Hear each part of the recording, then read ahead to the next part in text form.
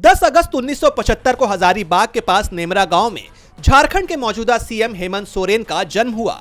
हेमंत ने पटना माध्यमिक स्कूल से 12वीं तक की पढ़ाई की और बाद में रांची के Birla institute of technology Mesra में दाखिला लिया, लेकिन पढ़ाई बीच में ही छोड़ दी।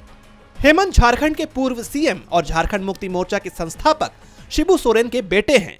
हेमंत सोरेन की पत्नी कल्पना सोरेन भी एक राजनेता हैं और इस बार झारखंड विधानसभा की गांडेय सीट से उम्मीदवार हैं। हेमंत सोरेन ने 2009 में राज्यसभा सदस्य के तौर पर राजनीति में कदम रखा। अगले ही साल उन्होंने अर्जुन मुंडा के नेतृत्व वाली सरकार में डिप्टी सीएम का पद संभालने के लिए राज्यसभा से इस्तीफा दे दिया।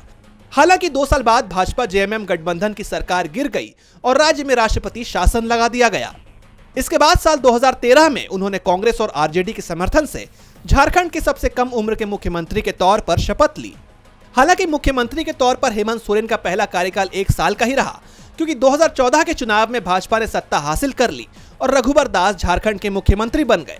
तब हेमंत विपक्ष के नेता बने।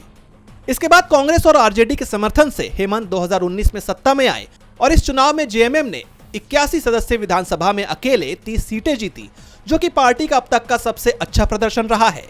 लेकिन 31 जनवरी 2024 को जमीन घोटाले के आरोप के बाद ईडी ने उन्हें गिरफ्तार कर लिया, जिसके बाद हेमंत सोरेन ने झारखंड के राज्यपाल सीपी राधाकृष्णन को अपना इस्तीफा सौंप दिया। उनके इस्तीफे के बाद जेएमएम के ही चंपाई सोरेन झारखंड के नए मुख्यमंत्री बने।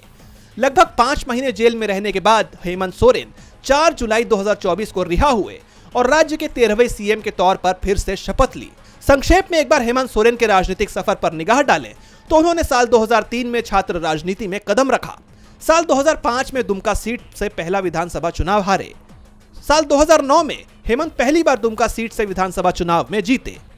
साल 2010 में बीजेपी जेएमएम गठबंधन की सरकार में डिप्टी सीएम बने। साल 2013 में 13 जुलाई को पहली बार झारखंड के सीएम बने। साल 2014 में 23 दिसंबर तक सत्ता संभाली। चुनाव में हार के बाद अपना पद छोड़ा।